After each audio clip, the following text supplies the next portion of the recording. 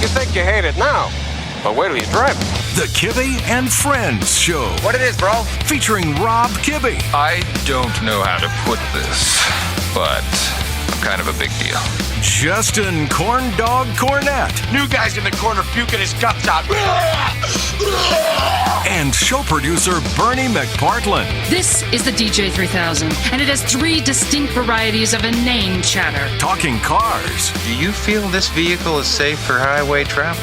Yes, I do. Diving deep on the topics that matter most. Just when I think you couldn't possibly be any dumber, you go and do something like this. And totally redeem yourself! And the Dukes of Hazzard.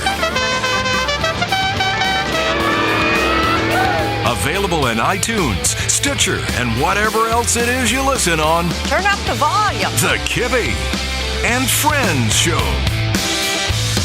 Kibbe and Finnegan Show. Whoops. Kibbe and Friends Show. I wondered if that would ever happen. Kibbe and Friends Show, episode That'll take some getting used to. Oh, I know. Episode 98, though, so we're 98 episodes in.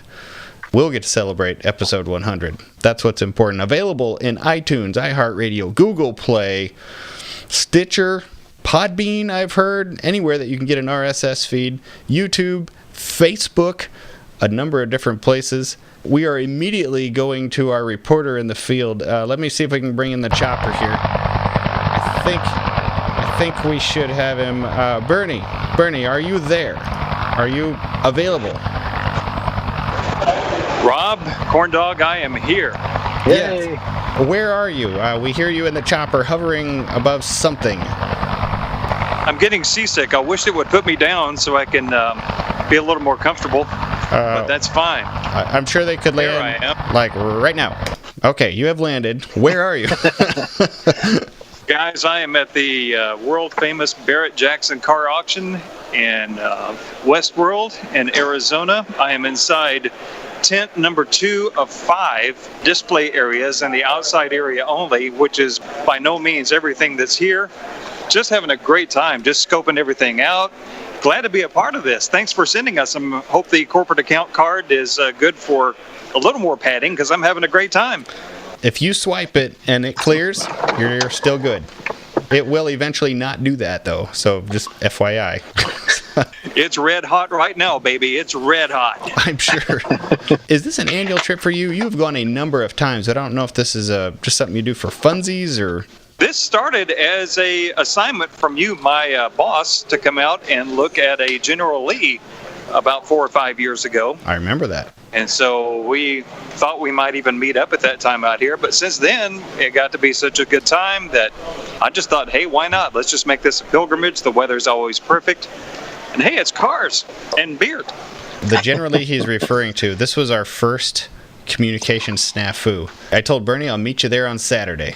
And Bernie called me on Saturday, the Saturday before I was there. So one Saturday later, I was there. That's where, Lee 1 was being sold there.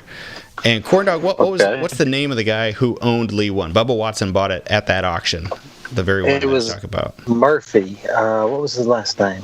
Travis Bell and Jim Shine kind of oversaw the restoration of the car. Yeah. So they were there presenting the car, but I'm drawing a blank on his name, but Mr. Murphy was there at the auction as well. And that's where I met You Jim. may have not seen him. I did meet him once. Okay. I don't know him very well, but I met Jim Shine, and we walked all around the car. But, Bertie, what's the highlight of the event this year? I haven't looked at the big Friday and Saturday evening cars. What's up? As always, there's going to be a couple of collections sold off, like they always are. But one of the hot cars is, if you're a Mustang fan, and I know we do a lot of Mopar stuff here, but one of the original prototype Mustangs, one of the original hardtops that was given the VIN 000 number 2 is going to be sold off on Saturday. And the significance of that car specifically is that it was a development car that was hand assembled and pulling parts from this bin and that bin just to see the viability of the Mustang itself. And it was the first hardtop that was painted blue, and they gave it the VIN 002. And oddly enough, that car wound up in Canada first, and then it wound up in the Yukon Territory before it made its way back all the way back down to the lower 48 to be restored. and eventually wind up here at the auction on Saturday. No kidding. I have done a little bit of homework. Are there any big charity fundraisers? Usually Rick Hendrick shows up, or I think Jeff Gordon is auctioning off a Corvette this year. Is there anything of note that our audience would be all jazzed about? I will double check and see, but it's the normal docket of charity cars. A number of things have been built like they are every year, and they go to a number of different organizations. You know, Barrett-Jackson does a great job with charity work, and they do a great job communicating with the community and veterans organizations, children's organizations. You know, if you know Barrett-Jackson at all, you know that's their legacy, and it gets bigger every year. Right. Okay. Well, I hope you have a good time. If you see any good deals on Chargers or anything, let us know, and send them over to Corn Dog. Buy 3 of them. Awesome. Well, let's see. Here's a Cornet over here, Cornet RT.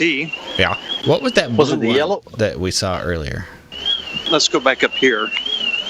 There are so many cars, you get lost in such a hurry. You know, you think you'll always remember your parking space, and then you never do. It's like a car alarm there. There are people everywhere. There are people everywhere. I haven't been here too far after opening, but it just gets busier and busier. I mean, you know the zoo that SEMA is every year? Yeah. This is beginning to be like that to me. I mean, more and more vendors inside the main tents. So it's just crazy. There. Ooh, what's that one? Okay, here's the yellow car. Here's the 2 of them side by side. This is a 69 Super B, actually. 383 4-speed car. Yeah. That's just like mine. I will be interested to see what that sells for. Nicely done. It's a cool looking car. And then right next to that is the 68 Roadrunner Hemi car. I wished our connection was really good so you could get a good idea of this car. It's beautiful. Is it a 4-speed? It is a 4-speed, yes. Wow. Is it numbers matching? Real? Real J-code Hemi 4-speed is what the sign says. Wow. That is pretty cool. Awesome. Well, Bernie... You probably know the name Dave Wise.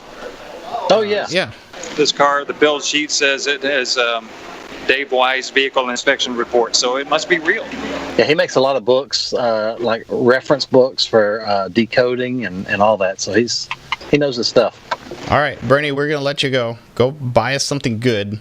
Did you like the helicopter reference? Because I pulled it in here with you in mind. You can now fly around and find whatever it is you want to find there. So if it can transport me over to the corn dog tent, oh, okay. I can have some lunch, I guess. So that would be great. Well, guys, it's great. Thanks for sending me out here on location. And I think this is going to be a good show. Cool. If anybody else is here or has been here, I know this is going to post-date a little bit. Be sure and drop us a line and let us know what you saw. Let us know what you loved. Let me ask you one question. With your glasses, do you get accused of being Steve Magnante? Yeah, we were separated at birth. We were joined at the stomach. It was quite an ordeal. So. All right, Bernie, I don't know how to hang up on you, so you just have to hit mute or hang up on us, but we will see you later. Talk to you soon. All right. Bernie's a good time. He's a trip. He does all the production for every show on my network, regardless of where he is. So if he's traveling, he takes his gear with him, and he does it at night. Pretty impressive guy. Totally impressive guy. Moonlighting. Well, I have a number of topics here. We're going to do an actual Deuce review again today. I did want to tell the bazillion of our Patreon members who are waiting for their January swag pack, I have my assistant copying and pasting all of your newly updated addresses into her program so that she can make your envelopes to stick them all in the mail. It is like 5 or 6 times as big as the number of people that I sent out the Christmas swag pack for. It's the exact same swag pack. It's just going to say Happy New Year instead of Merry Christmas. If you got your name in there, we got it. And if you emailed it to me because you couldn't figure it out, I got it. It was only the case of a couple people. Remember, Patreon is our once-a-month special edition show just for the insiders. It's kind of different than what we put out in this type of show. It's more of it's a lot more Bernie. So if you like Bernie, that's where to get it. And the last one I was in my shop, so that was fun. We did that on the Friday before Christmas, I believe. Yes. So that was fun. Yeah, it totally was. Okay, so I would like to do a little bit of breaking news.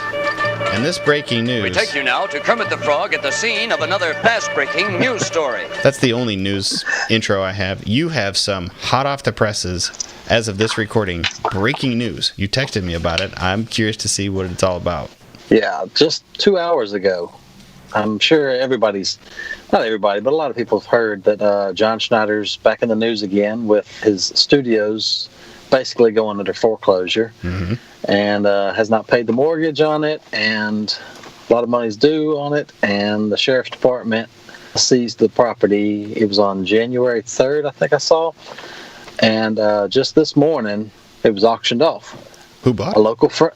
Well, I don't know, but a local friend of mine, he went by there, and he actually kind of forgot that it was today, and a friend of his mentioned it, and he said, well, man, I'm only 20 minutes away. It was like 9:45 when he got the text, and auction was at 10 a.m. And so he said, I think I've got enough time to get over there. And so he said he walked in the door, and like the doors closed right behind him. Like he was like the last person into the courthouse. Oh, yeah? So auction started at $250,000. And the bidding started. Kind of set the stage. This is, as I recall, like an old YMCA camp. I want to say it was like a Boy Scout camp, like a summer camp. But something with a lot of facilities. I think there was a swimming pool. I don't know if they used it. Number of buildings. Right. It was like 52 acres. There was a sound studio, which, of course, originally they didn't use it as sound studios. They probably used it as like a gymnasium or whatever. But anyways, he has sound studios, different offices, and a few different houses and barns and storage buildings and all that, and a baseball field. But it's 52 acres, and there's actually an additional 5 or 6 acres with a house on it, and I think that's where his mom was living when she was still alive and living there. Somewhere on the property also, there's another house that he had recently purchased, and I think he lives in that house. But yeah, so he bought the place back in 2013, and I think actually he and his wife purchased it. And so his now ex-wife. They've had a kind of a nasty divorce. A lot of stuff that you wouldn't expect from a celebrity level people, including the amounts of money. I mean, it's weird. It's flat out weird. It's crazy. They have adult children who are grown and out of the house, but yet she still wants child support. She wants, I forget the number, it was crazy amount of money that she wanted per month just for her own self, and does not work. She seems very extremely high maintenance, and so she just wants to take him to the cleaners and milk him of everything he's worth. And so I've kind of wondered too if maybe he purposely let the studios go under foreclosure, knowing that whatever it did or whatever, she was going to get half of it. So I kind of wonder if maybe he just purposely did not pay the mortgage on it just so that it would go up for sale, hopefully sell for cheap. And this is just me thinking, maybe get a buddy to buy it and then split the money with her. She's settled on the studios, and then he can quote unquote lease it from his friend. The buildup is killing me here. Come on. Yeah. You've set the stage well. My friend goes in there, and so he said there's maybe like 30 or 40 people total. And the sheriff's department is auctioning it off. Was John Schneider there? He was there. So my friend saw this one chick, and she was sitting all by herself. He said she looked like a typical, you got to think, this is in Louisiana. So there's like real laid back country folks and everything. Yeah. And there's this one lady sitting all by herself, not talking to anybody. He said she just looks like a typical West Coast high maintenance, high end lady there. She's not talking to anybody. And so we kind of talked about it. We kind of think that maybe John Schneider's ex sent that lady. She's there to represent and make sure that it brings a decent amount of money. So the property was appraised at like close to $400,000, and then John Schneider went on the news saying he only thought it was worth about $200,000. Of course, he wants to bid it down. It was $380,000 is what the appraised value was, and so the bidding starts. So she jumps in. That lady jumps in. An older man jumps in. It's like 3 or 4 different bidders. The old man bails out at like $320-something thousand. The lady, she bids all the way up to the appraised value, and then the other guy who she was bidding against, he won up to her one more time, and it sold for $385,000, and that was the property and everything. And the thing is, there's back taxes on it. There's a little bit of a lien on it. Well, I say a little bit. It was quite a bit of a lien on it, but I don't know if there was different amounts that my friend said that was mentioned before the auction. And I don't know if you would also have to pay this extra amount or if that's kind of more John Schneider's dealing. But I figure you'd at least have to pay the back taxes on it. I have a good friend here in Ames who, not for his living, but for just investment properties, buys foreclosed duplexes to rent. So college town. So there's a lot of rental property in this town, just a ton, a lot of rental houses. But he'll go buy things like that. And that is one thing I know he's always has to be aware of is, are there back taxes, are there liens on it? Because I don't remember how it works. Somebody's responsible for that, and I don't think it's some of it is protected in bankruptcy, and I assume John Schneider is in bankruptcy, and some of it is not. So, like student loans aren't bankruptable, for example. Right. It's something that you just can't avoid. So, man. That may be the case, because he said it was like, he started adding it up, and it was over $1 million worth of between back taxes and mortgages and this and that and everything. And it was a substantial amount. I think the house, the property sold for $385,000. And the thing is, I'm sure the person that bought it is who John Schneider wanted to buy it, because he said John Schneider and this person were talking and kind of buddy-buddy before the auction.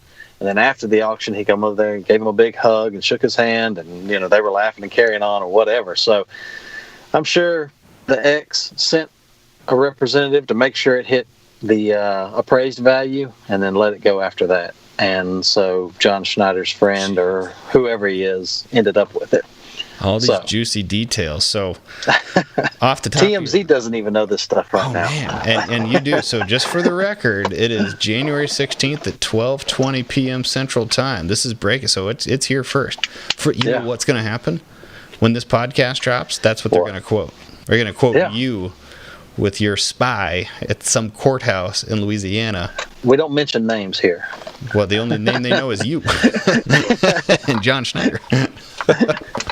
Jeez. I have no desire to ever be involved in divorce. I know a lot of people listening have been through stuff like that. It's a mess and it's awful. But especially when it's a nasty one like that. Sure makes for good podcast show topics, though. Yeah. Genuinely does. When you do this, do you get the assets on it? So does he have cars on it? It was a home, sound stages, offices, and cars. But I know he bought like a lot of Crown Vics and just random trucks and stuff to use for the production. I guess he would lease out this police car for production, and so he'd make a little bit off of leasing it out as a vehicle supplier to a production. So I think everything was included. The house, buildings, everything. Okay. By the way, that chime you keep hearing, I have no idea how to disable iMessages on my Mac. And I can't tell you how many things that I've started and stopped recording the last 3 days. I get a lot of text. I almost text as much as I talk. I want to see if this is John Schneider breaking news. No, it's Tom. He said, I've got some news too. Speaking of Tom, okay, so kind of transitioning over to the Cooters event on January 26th. So Tom will be there. John will not, interestingly enough. If you got to ask Tom any questions, what would you ask him? Because I'm trying to line up some possible interviews. I'm not going to go. I would love to go, but I am not going to go. I have too many conflicts to make it happen.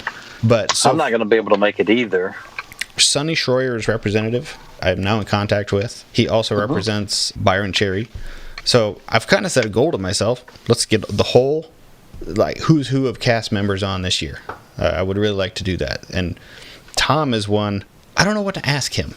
The older I get, the more I enjoy him being Luke Duke. And right. You kind of realize he's the smarter, faster, stronger, thinkingest one. And, those are all good things. But I have no idea what to say to him other than, it'd just be like Tommy Boy, like, you're awesome. Well, I know one thing was on the DVD set, the box set, they had a commentary episode where it was in this corner Luke Duke, where he did the boxing match, and they talked a lot about that, about how he was actually really in there and he was really fighting. And I'd like to hear more of that kind of stuff. Maybe even that specific episode again, if there was something maybe he left out in the DVD special, or I like that kind of stuff. So he seemed to fight pretty decent in the ring. So Yeah. And that was a professional boxer, too, that he was up against. So, Like a real boxer, not a actor. right. I think he was, of course, retired or whatever, but he was a legit boxer. Well, when we do our summer event, Comic-Con, Duke's Con, we'll throw some of those questions on in there. That sounds good. That would be good. I wanted to give you an update on my car. So my generally is at Warren Customs right now, and Nathan Warren loves doing this stuff as much as we do. He's on his 4th batch of interior color sample paint. Would you say that the era of generally I'm after has a reddish brown interior or a dirty muddy brown interior? When you say reddish brown, I kind of think like more of a bricky kind of color. No, not like that, but just like a red not oxide like that. kind of. But like a couple drops of red oxide are in there.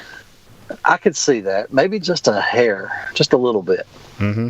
But it's kind of more dirty brown. Dirty brown is the last one that he made up, and it was a combination of removing some red and some black, and it could be duplicated. We're definitely into custom color territory. This is... Nobody needs to go to this length to try to do this, but that is certainly where we are. He has gone to great lengths to try to pull this off, so maybe by the next episode I'll even have samples in front of me. But you're going to shoot me when I tell you this, but the other day, my 66 Charger has been out of commission. Not really out of commission. I just haven't driven it in a while. And it was originally a copper color car with copper, brownish copper, whatever interior. And the seats are two-tone. And now the car is black, and the seats were recovered at one time. First time I owned it, it was still a saddle-ish color interior with black exterior. And then I sold it. It went away, and they converted everything over to black interior except for the seats.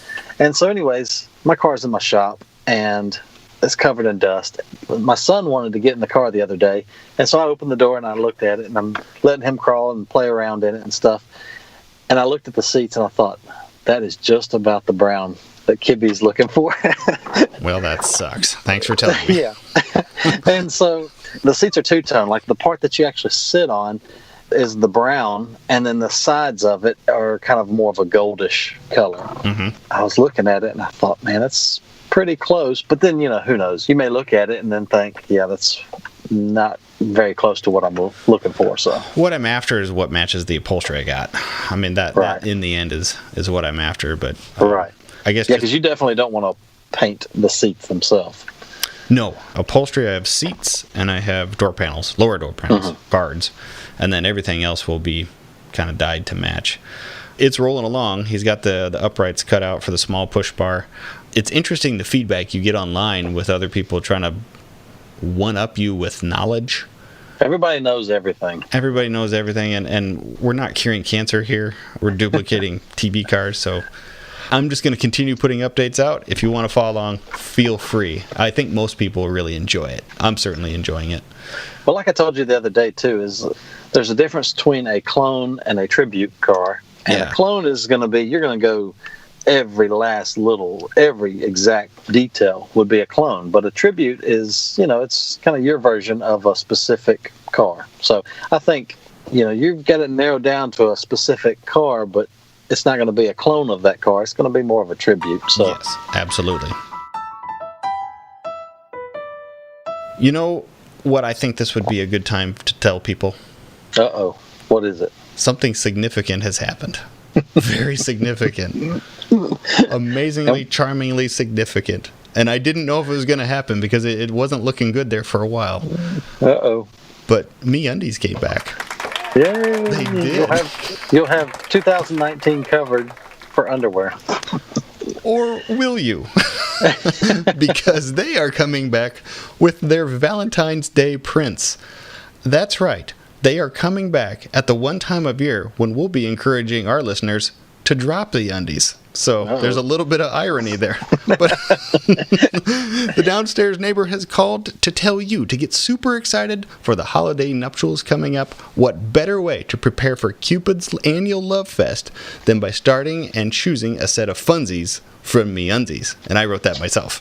That's not in the copy. I totally came up with that. My Christmas tree came down 4 days ago. Now we're doing Valentine's Day stuff. I'm all over it.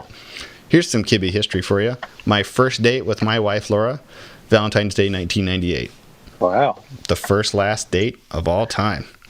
And she put up with you this long. And she's getting me undies now. So let me tell you all about it.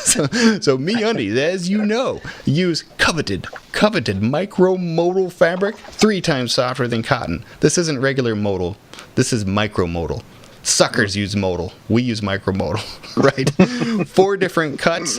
And Valentine's Day season is the very best. They release new prints every Tuesday. So from now, I mean, it's still January right now. You could get... Wow. There's like 4 Tuesdays in a row.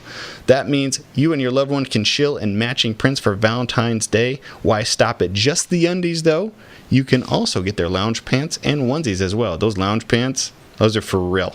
I am wearing those every night to bed. Corn Dog, if only you had the offer for our listeners that's going to keep us able to do these shows, because without the ads, we cannot do so. What is the super sweet, semi-sexy discount that our listeners can get here? Wow, Let's have it. Semi-sexy discount. Wow. To get your 15% off of your first pair, free shipping, and 100% satisfaction guaranteed, go to meundies.com/KAFS. That's meundies.com/KAFS. Think about this. You can choose a present that you can help her put on and take back off. And get a little something for yourself. That'll be great. There you go. I can't wait. You went there. I can't wait for the next one. Thank you, MeUndies, for returning. Our listeners, I have heard, listen to the ads like multiple times just to see if this will be the last one or not. It's the best. I'm so glad that they're back. Every time we run an ad here, it means we get to do one more show, and that's another benefit that they bring to the table. I'm going to skip the emails that I have a number that have stacked up, but as they're sitting here in my document, I can't tell or remember which ones I've already done. I reuse the same Google Doc every time when I'm preparing for the next one, so I kind of need to get that squared away. If you have not heard your email answered, just resend it. We'll get to it. Just keep bugging him. He'll get to it. There's one thing I love. It's coming in every morning to 500 new emails. I just love it. Just a good old boy, never meaning no harm. So let's go ahead and get to the Dukes of Hazzard review. This is Season 4, Episode 13, Hughie Hogg Strikes Again. Original air date, December 18th, 1981. Written by William Rayner and Miles Wilder. Directed by Hollingsworth Morse. And this one, Corn Dog, this is the master of disguise himself, Hughie Hogg. He is back with a scheme to help Uncle Boss take over Cooter's garage to build his long dream Hoggominimiums condominiums. I got that right off the DVD set. Would you like me to continue? Go ahead. Here's the only problem with the Hoggominimiums. The Hoggominimiums got to go where Cooter's garage is, and that means he has to force Cooter to default on his second mortgage payment so that he can immediately foreclose. John Schneider should take some notes from this. Hoggominimiums right there. There's a lot of deviousness to this. Cooter is the only mechanic in town. He is in a target-rich profit environment, so he never misses his mortgage payment. Never. In fact, he knew he would not miss a payment so much that he took out a second mortgage just to fix the place up, and the second mortgage payment is the one that's going to default. Boss gets Hughie to trick Cooter into robbing an old man, which puts Cooter in jail, leaving the Dukes to right the wrongs, and somehow kill a Class C Dodge-powered motorhome with bees. That is the end of the show. Not up to Mike's snuff, but that's the gist of it. Total, top to bottom. And just like every other Hughie Hogg episode, Boss Hogg ends up booting him out of town and says, I never want to see you again. But Never guess what? Again. He always comes back. You get back in that VW Bug with the top cut off that looks like a convertible but isn't. You get out of here, you dirtbag. With your 2 friends with only 3 lines, maybe, at best. I do love the continuity of his henchmen because they're in every episode that he is. I don't even know who they are, but they're always back and they're there every time. That may be one of the longest continuity strings of the whole series. So what do you got? Do you have any interesting notes, your normal inside deep analysis? Well, you didn't mention it, but I'm surprised you didn't. You probably noticed it as well. My very first note, we're back to a small push bar car. Push bar, yeah. This episode was actually filmed 5 episodes before Goodbye General Lee. Okay, so it is a real season 4 show.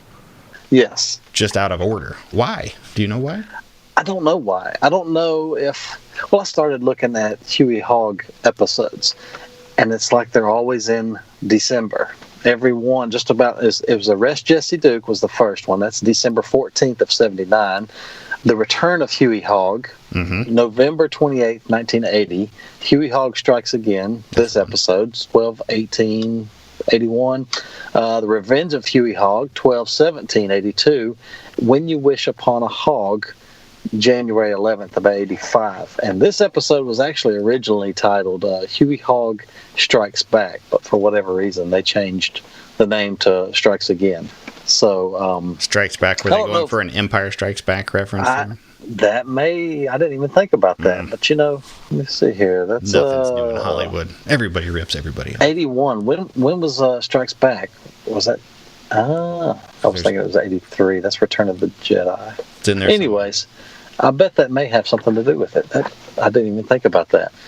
But yeah, they jump around episode to episode, even in season 4. So this one was 5 episodes before Goodbye General Lee episode.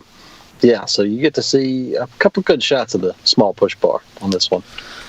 It's the craziest thing, and I don't know if it's because I'm trying to replicate that car, but as soon as I saw it, I instantly thought, yeah, this is going to be a cool episode. I kind of associate the wide push bar with the not as fun episodes of the later years that were more serious.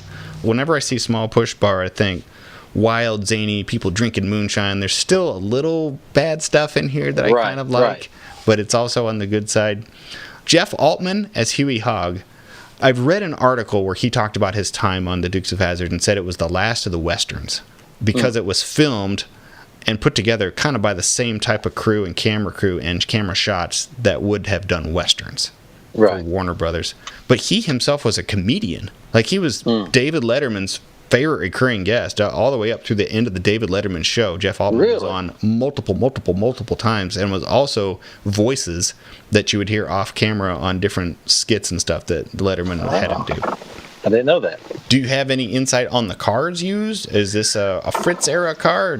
I would say that this is definitely a Fritz era car, but the cars actually looked really decent. I mean, the paint jobs looked good. Everything was pretty consistent from car to car. There weren't that many cars used.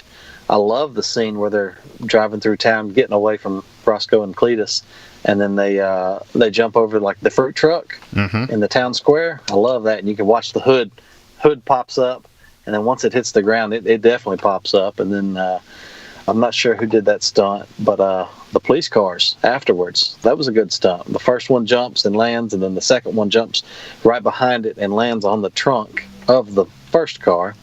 That was a pretty nice jump, too. The rest of the jumps, they were all recycled footage. So there wasn't a whole lot of stunts in this one, but I mean, it was okay. I don't really care much for the Hughie Hogg episodes for some reason. I don't know why. You're anti-Hughie. So in this one, he plays multiple characters and changes disguise multiple times. He's an old man. He's a farmer. That's all fine and dandy. But the show itself, to me, was all about the stunts. I mean, this was a pretty formulaic show. Nothing really remarkable about it. But by this point, the stunt crew is just on their game. Having been to the Warner Brothers backlot, watching it on TV, the streets look huge. But in person, they're just tiny, and they're slinging cars around. And in this episode, they do it in a number of good ways, including that jump that you mentioned. I did this one a little differently. I didn't watch it on the computer and pull clips. I watched it last night at home. And my kids were still awake. So I had them watch it with me, and I would just take notes on my phone. So in no random order, here are the notes on my phone. When the show starts, other than the small push bar, there's a quick continuity error. Bo's driving, and then in the next scene, he's riding shotgun. And I missed that. To me, that's still a happy thing. That still means we're in the early episodes when they're doing crappy stuff like that. Right. Also, at that same time, when Hughie Hogg is pulling up in his Class C Mopar-powered RV, that Charger was burning oil or had bad rings or something. I mean, it was just dumping smoke out the back. Looked like a single exhaust, too. Yeah, it was coming out the passenger side. I noticed that as well. When Hughie runs them off the road, right away, they crash into a lake. And I paused it. I think the stunt guy playing Luke had a helmet on. I don't know if you could see it. I didn't catch that. I was looking to see what kind of damage was done to the car and just totally didn't even look at the helmet. Did it look like it was a survivable, reuse it type of thing? Yeah, I'd actually heard Tom Sermino say before that a lot of times they would go in a shallow pond if it still had carpet. It probably got the carpet and all wet, but as long as it didn't go up above the valve covers, then it was, salvageable. That one, they probably did some work on it and put it right back out to use it on other episodes as well. Okay, here's my next note.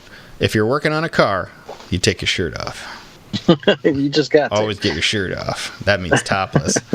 And one of the generally jumps over a little lake. When it lands off to the right, off to the front of the car, I think you're looking at a parking lot. I can see what you were talking about because you could see cars and other stuff, trucks and trailers, stuff. Maybe. And I thought for a second I saw a General Lee, but it was just something red off in the background. Oh, it's hard to say. The scene where they are walking across the rooftops. Mm-hmm. So a couple, for God's sakes, another. This one's Nathan Warren. I already have the CB, Nathan. I'll text him that later. When we walk across the rooftops, they're on the opposite side of the street as the courthouse. The only way to get to the courthouse is to come down and cross the street and get back up on it. When you see the scene with them going through the roof of the courthouse, they are indeed on the roof of the courthouse. That's the right reference, and it's a mod bit roof. Having a roofing business, I've recognized it like, oh yeah, we use those all the time. Huh. The problem is they never showed them crossing the street. So I don't know why that bugged me. It doesn't need to bug me, but it bugged me. The only street, which actually I think was more so an alley, that they crossed was where they were putting up the billboard. And of course, the workers were just apparently oblivious to them walking across the billboard. Mm-hmm. But yeah, that's the only street, I guess you'd call it. What was crazy to me was that they were walking on the edge of the rooftop. So like if there was like a little gable roof on it, they would walk up the gable. And, if you were to go to a real town square, you just walk right behind the little gable part or the arched part or whatever. Flat roof. It's not pointy. So I wonder if there was even really a roof for them to walk on or if it was just looking at the facade of the building. And so they had to walk up the gable and down the gable. I don't know. I've looked at it from Google Maps before, and I think I do see roofs on them. They just wanted them to be in the frame, I guess, the whole time. Yeah, I mean, it'd be pretty boring if they're just trotting along back there. You see them from waist up. No problems. Here's another thing. Condominiums are the perfect 1980s Ponzi scheme for the rich. Oh, yeah. It's always condominiums and everything, or condos, and you immediately think of people in white shoes with huge cell phones. The fact that Boss Hogg would have condos in Hazzard County. What else did I notice? During the chases, gas cap on the General Lee popped up and gas started spewing out. It was sliding at one point. Whenever it stops and they show a camera up underneath the rear end, you get a great shot of the helper springs that are bolted under the leaf springs, which I had on my Nova to keep its ass from sagging.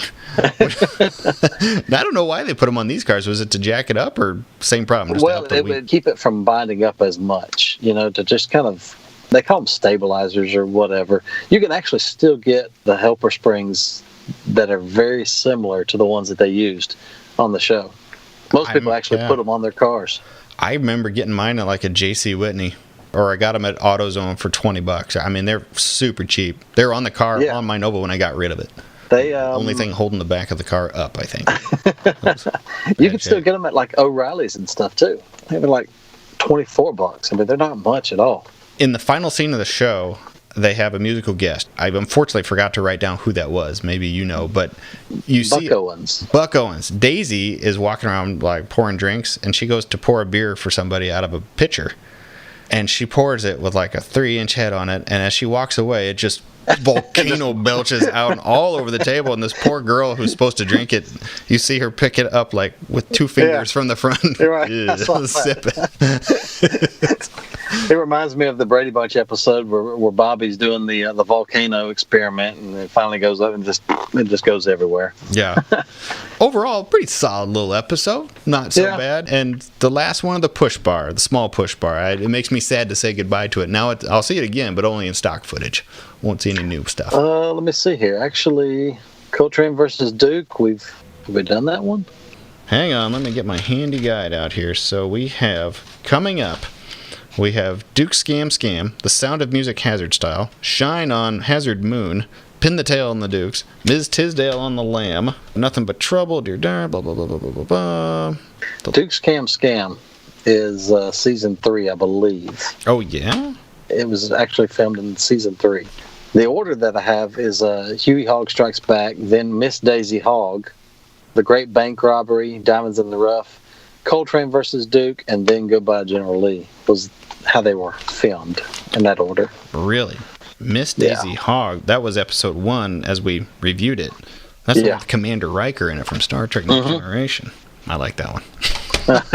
Very much. For obvious reasons. For obvious Star Trek. The thing that always, the celebrity speed trap, they have quite a few. I guess it just kind of annoys me because I just kind of pick it apart. They make it out like the whole city or the town or whatever, everybody's there. And of course, it just so happens that the Duke clan are always front and center. And then once they stop singing, the only people that ever approach them is the Duke's clan. And it's just, I don't know. I kind of wish that they would have some extras in there mixed in and everything. But, it's just kind of, I'm probably picking apart too much. You would like this to be a more realistic show? Yeah. I mean, like cars that, maybe don't jump more than once. You are on thin ice with co-host duties here. You've got to suspend the disbelief. If we have to have a Megaforce, Magnaforce, whatever the hell that thing was, to re-cleanse your palate. It's just the celebrity speed trap thing. It's always the same thing. They're going to stop playing, and the first people that approach them are the Dukes. Who was the take this job and shove it? Johnny Paycheck. Yeah, Johnny Paycheck, yeah. Yeah, he immediately said, see, I'm like these two boys here. I got to get my money. Or not some crazy thing like that. He had one tooth. Here's my last point about this one. By this point, and probably in the previous seasons, the car is clearly a character. And I've started noticing how they set their frame shots and how the car is worked in. When Bo and Luke get out, they're always near it. And usually centered in front of it, but it's always in there. So in this one particular scene, they're spying on Hughie. They back the car in. The car is perfectly framed, a front three-quarter shot. Then they get out and they hide right in the front of the three-quarter shot with the car. So it's like the three of them are spying on Hughie. Right. It's just, I don't know, it took years and years to finally realize how they had just brainwashed me into thinking this car is alive, but I think I'm starting to finally figure it out. It has still worked because whenever I look at mine, I still think it's the best looking thing in the world. Since they do that, it's great for these people like you and me that want to pick out little details on the car because it's a lot of times it's a really tight shot of the car. It shows a lot of detail. So yeah, that's always good. What's your corn dog rating for this show on a scale of 1 to 10 of yourself? 7. I'm going to give it a solid 6 because I was going to say 7 and I don't want to duplicate what you said. It's not that remarkable an episode. No. Actually, I'll bump it up to 7 for the small push bar. Just nice to have that. I may even swap sides with you. I may go 6 and you can have 7. Okay, we can live with that. And with that one, we'll wrap this out. Everybody, thank you for listening. Thank you for continuing to support us. Please do go buy yourself some MeUndies for Valentine's Day. Oh, yeah. If you're single, that's going to be your best friend as well. Trust me. Trust me on that. Those advertisers come here because you guys buy. I mean, that's the reality. They re-up because these ads perform well. We genuinely appreciate it, and it allows us our little piece of the fun world here. If you'd like to support it on Patreon, please do. Patreon.com/KF-show. We're doing a better job with Patreon this year, or plan to do a better job with Patreon this year. A little more swag, a little more fun stuff, a little more exclusive stuff than just your one monthly show. And feel free to follow us on Instagram. Tell your friends and neighbors that you're listening, and do so by posting online a screenshot of this. And soon enough, we have all the new artwork in. I've actually had the first round of Kibby and Friends artwork come in, and we'll get that updated as soon as we possibly can. Okay, anything else for this week, man? No, I'm just ready for a weekend where it's not raining, so I can actually feel like I get something accomplished. So I'm looking forward to that. We're supposed to have our first real blizzard of the winter this weekend, and then it's going to be 0. That'll be good. You can have that. You can have it. All right. Corn Dog, I'll catch you later, everybody. Thanks for listening. See ya. See you later. Hey there, this is Rob. Now, normally this is the postscript tag, right, where I would introduce to you all the clips from the Dukes of Hazzard episode that we reviewed. This is a fun episode. You should go check it out. I'm not going to do that at all right here. After we wrapped up recording this episode, Corn Dog sent me a link to the interview that was done right outside the courthouse between John Schneider, the press, and Paul Faraci. Paul Faraci is a Baton Rouge businessman who claims to have just bought the property because he saw it on the news the day before, and snatched it up. So this is what you're going to hear. They don't appear to know each other. It does appear that there is a route for John Schneider to have access to, or at least his studio back, or something like that. I thought I'd just play that whole conversation here, and that's where we'll wrap this show out. I have to confess, the cynic in me doesn't always believe what he hears and kind of always assumes the fix is in until proved otherwise. I wish it wasn't that way. Without casting judgment one way or the other, though, this is the conversation you hear outside the courthouse. And I'm sure you can find this online as well. There's already an article, several articles out about it. So I hope everybody gets to chase their dreams, and I hope John still gets to chase his. John Schneider, if you ever hear this, one of our dreams, my dream, is to have you on this show. So back at you. Anyway, here's the conversation. We'll see where things go for him. Bernie, roll please. So, you guys can ask questions if you want. You don't have to wait for me.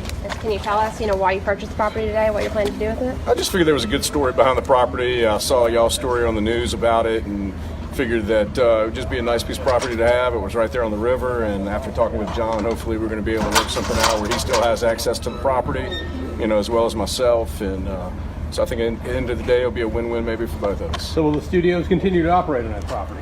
I guess if me and John can come to some type of agreement, and that's what we're going to talk about. Yeah, if that's something he wants to continue, then I would say, yeah. Right. So an interesting thing for me is we're going to go look at it for the first time. The only time you've seen it is on the news. Yeah, it's the only time I saw it was on the story on the news. So. Wow. Was this about what you expected to pay for this property, or did you spend more than you had thought you in the auction? I really didn't know where it'd end up, so I didn't really have a preconceived thing. I know that the price kind of got bid up in there for a little while. So, can you tell us a little bit about your background, or do you purchase studios across the country? Or? No, not at all. I'm just a local business person in Baton Rouge, so not in the business. I really didn't have interest in the studio. John, how's it feel to have this behind you? Oddly enough, it feels great. I feel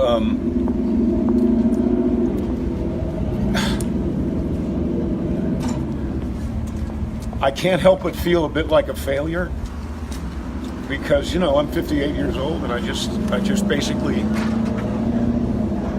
lost something I've been dreaming about since I was 8. However, I do believe there are good people. I believe I came to Louisiana for a good reason, and it's because of the people in Louisiana. And as soon as this man purchased the property and they said sold, I said, "Can I talk to you?" He said, "Absolutely." So we came outside and we talked, and I'm delighted that, because it could have gone horribly wrong. It could have said, "I bought it, get out." And that's not what happened. I bought it, let's talk. And I appreciate you. I appreciate you tremendously for that. Right. Because, like you said, your son likes to hunt. I like to make movies, and I don't want to stop, and I don't want to stop doing it here. I think we're the only studio that's actually making movies out here. Everybody's in New Orleans. Well, it's Baton Rouge's time. It's our turn. Okay? Good. So we'll work something out. Yeah. Looking forward to hopefully it'll be a win-win. Yep. How much did you buy the property for? Do you remember? I bought the property for... Was it more or less? Gosh, it's been... What's that? Was it more or less than what it sold for? Less. Really? Yeah. Okay. That's the thing, I don't understand how really an inflated appraisal can be considered fair, right? I don't think it was fair to me. I don't think it's fair to you. I think it was fair to the bank. I mean, I saw the bank was in there, and the bank did the first bid, and as soon as somebody outbid the bank, they were gone. So they had no vested interest in this. They had a financial interest in this, but I borrowed $200,000 and paid probably $120,000 of it back, and am told at the end of the day I still owe $270,000. I'm not sure how that math works out in the public's favor, So, however, I'm excited that we're talking, because I had no idea if I'd be talking or packing, and talking is better than packing.